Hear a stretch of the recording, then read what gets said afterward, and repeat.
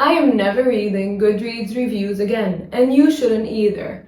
Because I've realized that when you read a book review before even cracking open the book, you're priming your brain to look for evidence of other people's opinions without giving yourself a chance to actually read the book objectively and form your own opinion of it, and it ruins your reading experience. Hi, I'm Lara, your Lebanese book bestie. I'm a translator and bookworm, and on this channel, we talk all things books, storytelling, and fantasy. Let me tell you a story about what inspired this whole video to begin with.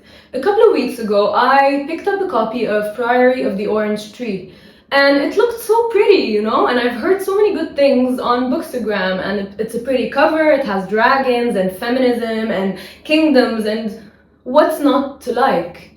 But if you're anything like me, then you probably know that before starting a book, you try to get other people's opinions, people that you trust, and see if they like the book or not, because it gives you kind of like a compass about what to expect of this book. So none of the people I knew had read this book, and I did what any other sane person would do. I turned to the only other reliable source, which was Goodreads.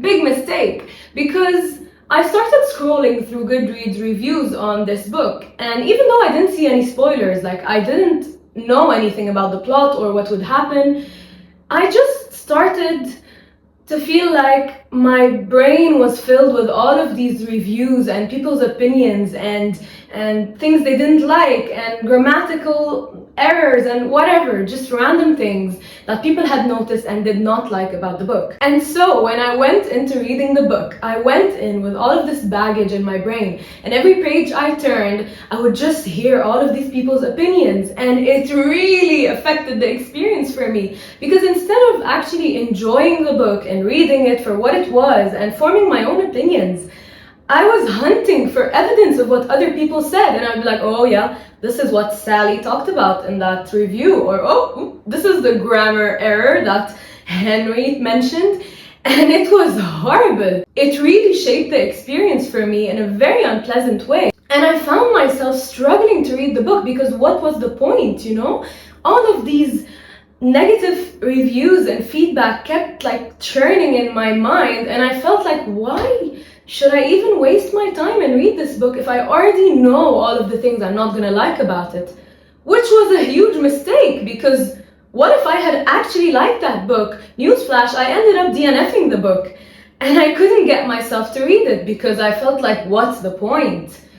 And if you're also doing that, if you're also reading Goodreads reviews before actually getting into a book, then you might be robbing yourself of the potential joy of finding your next favorite book just because someone you don't even know left some review about something they noticed that you wouldn't have even noticed maybe anyhow. And so the psychology behind this phenomenon is interesting. It's something called priming or confirmation bias, and it's basically how your perceptions or preconceived ideas or beliefs about something shape your experience of it. And so what happens is, when you go and you read all of these reviews and you gather all of this data, you start to build these beliefs around the book before you even get to it, and you go into the book and your brain starts hunting down all of this evidence and data to confirm what someone else had told you or what you believe you will be finding in this book.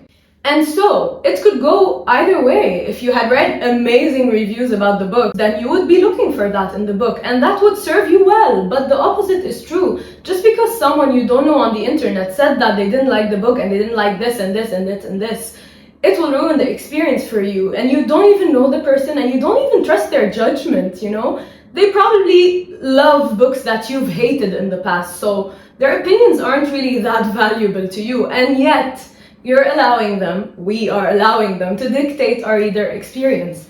So going forward, I've decided to stop seeking other people's opinions, because they're not even people I know and like, maybe, if I met them. So I'm gonna start picking up books semi-blind. I might ask a few friends for their opinions if they've read the book.